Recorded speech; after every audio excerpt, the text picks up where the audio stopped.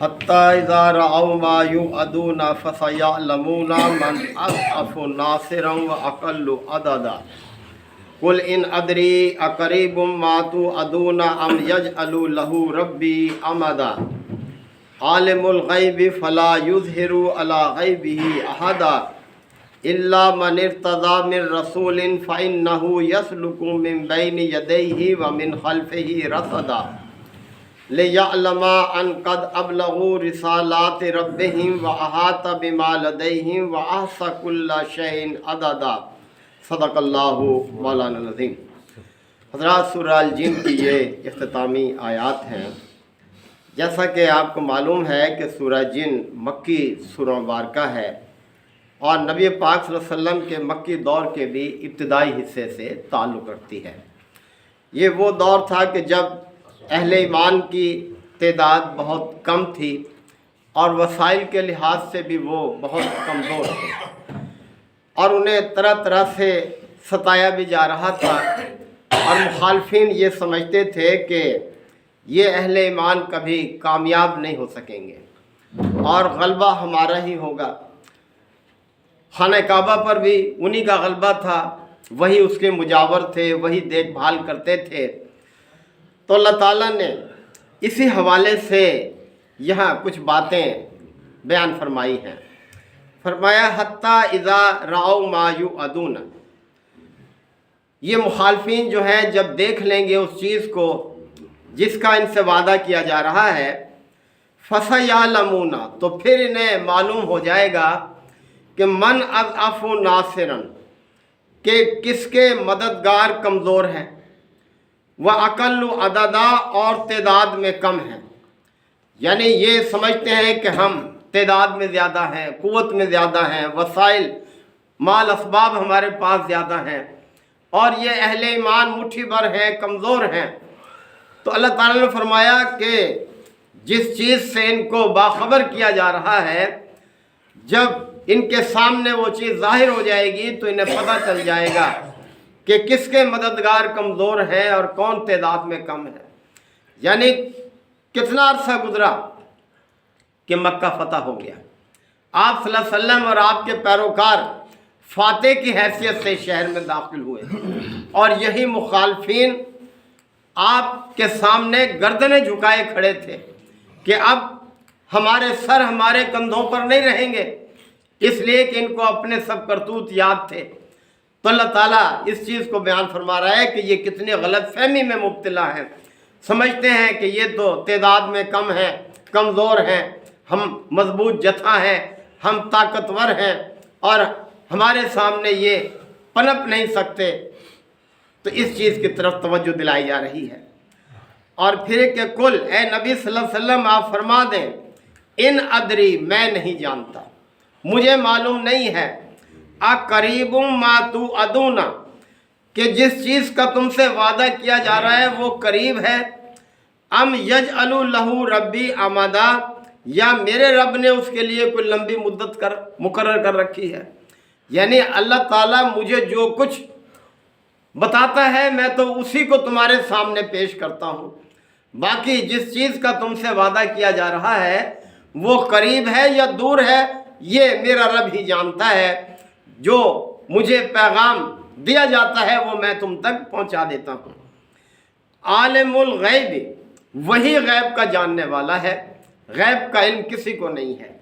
فلا یظہر علی غیبہ احدا، اور وہ اپنے غیب پر کسی کو باخبر نہیں کرتا، کسی کو نہیں بتاتا۔ کتنا کچھ بتاتا ہے غیب کے حوالے سے، آگے بات بیان کی جا رہی ہے۔ الا من ارتضی من رسول، ہاں اپنے رسول کے لیے جس چیز کو وہ پسند کرتا ہے غیب کو ظاہر کرنے کے لیے، فَإِنَّهُ يَسْلُكُ مِن بَيْنِ يَدَيْهِ وَمِنْ خَلْفِهِ رَصَدًا، تو اس کے آگے اور پیچھے سخت پہرے دار محافظ کر دیتا ہے۔ یعنی میرا رب غیب کا جو علم اپنے پیغمبر کو دینا چاہتا ہے، جتنا وہ پسند کرتا ہے، اسے پیغمبر تک پہنچانے کے لیے بڑے پہرے دار اور محافظ مقرر کرتا ہے۔ یعنی کسی کو علم نہیں ہوتا کہ کیا علم جو ہے پیغمبر کو بھیجا جا رہا ہے. جب پیغمبر بیان کرتا ہے لوگوں کے سامنے تو پھر ظاہر ہوتا ہے.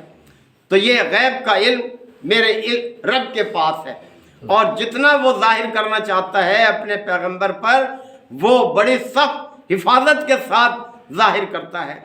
تو تم مجھ سے پوچھتے ہو، مجھ سے سوال کرتے ہو کہ کب آئے گا وہ وقت جس سے آپ ہمیں ڈرا رہے ہو. یہ میرا رب ہی جانتا ہے کہ وہ وقت قریب آ لگا ہے یا ابھی اس میں لمبی مدت باقی ہے. لے یعلم، تاکہ وہ جان لے، ان قد ابلغوا رسالات ربہم، کہ انہوں نے اپنے رب کے پیغامات پہنچا دیے ہیں. اب 3 مفہوم مفسرین نے بیان کیے ہیں کہ وہ جان لے کہ اس کے پیغامات پہنچا دیے گئے ہیں. ٹھیک یعنی رسول جان لے کہ وہ پیغامات جو میرے رب نے مجھ تک بھیجے ہیں وہ مجھ تک ٹھیک پہنچ گئے ہیں. دوسرے یہ کہ اللہ تعالیٰ جان لے کہ جو پیغامات میں نے پیغمبر کی طرف بھیجے تھے وہ فرشتوں نے ٹھیک پیغمبر کو پہنچا دیے. تیسرے یہ کہ اللہ تعالیٰ یہ جان لے کہ جو پیغامات پیغمبر تک بھیجے گئے تھے وہ پیغمبر نے لوگوں تک ٹھیک پہنچا دیے. یعنی یہ سب پہلو ہیں اس میں. تو اللہ تعالیٰ غیب کا جو علم اپنے پیغمبر کی طرف بھیجتا ہے بڑی سخت حفاظت میں بھیجتا ہے، بڑی سخت نگرانی میں بھیجتا ہے، اور وہ اس بات کا حساب رکھتا ہے کہ پیغمبر تک صحیح پہنچ گئے اور پیغمبر نے آگے انسانوں تک صحیح پہنچا دیے. ہر چیز اس کی نگرانی میں ہے، اس کی نگہبانی میں ہے. اور پھر یہ فرمایا جا رہا ہے کہ وَأَحَاطَ بِمَا لَدَيْهِمْ، اور بڑے سخت حفاظت میں ہوتے ہیں. یعنی سارے الفاظ جو سپرد کیے جاتے ہیں غیب کے یا علم کے، لوگوں تک ہدایت کے، وہ سب کے سب بڑے احاطے میں ہوتے ہیں، محفوظ ہوتے ہیں. اور فرمایا وَأَحْصَىٰ كُلَّ شَيْءٍ عَدَدًا، اور ایک ایک حرف گنا ہوا ہوتا ہے، شمار ہوتا ہے. کسی ایک حرف کی بھی نہ کمی ہوتی ہے نہ اس میں اضافہ ہوتا ہے.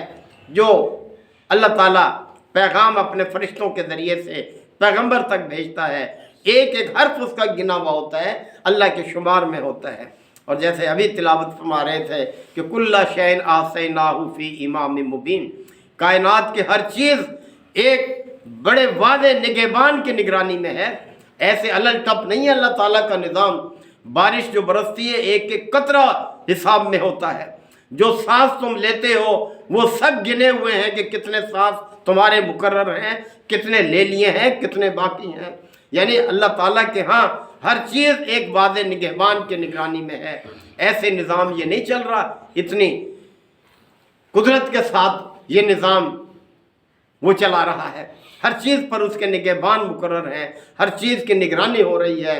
ایک ایک لمحہ تمہاری زندگی کا گنا جا رہا ہے، کتنا گزر گیا، کتنا باقی ہے. تو یہ انسان کو احساس کرنا چاہیے، اللہ سے ڈر کر زندگی بسر کرنی چاہیے. تو یہ سورہ مبارکہ ساری کے ساری جنات کے حوالے سے بھی تھا پہلا رکوع، اور اس کے بعد عام ہدایات اللہ تعالیٰ نے انسانوں کو دی ہیں. اللہ تعالیٰ نے ہمارے لیے زندگی بسر کرنے کا پورا نظام ایک بنا رکھا ہے، ہماری ہدایت کا پورا اہتمام کیا ہے. پیدا کر کے بس کھانے پینے کے لیے نہیں چھوڑ دیا، بلکہ اس کے قوانین کے مطابق زندگی بسر کرنا یہی امتحان ہے، اور آخرت کی زندگی پھر اسی کی بنیاد پر ہے. اللہ تعالی ہم سب کو عمل کی توفیق عطا فرمائے. الحمدللہ وکفا وسلام علی عبادہ الذین اصطفیٰ. ربنا آتنا فی الدنیا حسنہ وفی الآخرۃ حسنہ وقنا عذاب النار وادخلنا الجنۃ مع الابرار. یا عزیز و یا غفار یا رب العالمین. اللہم انک عفو کریم تحب العفو فاعف عنا.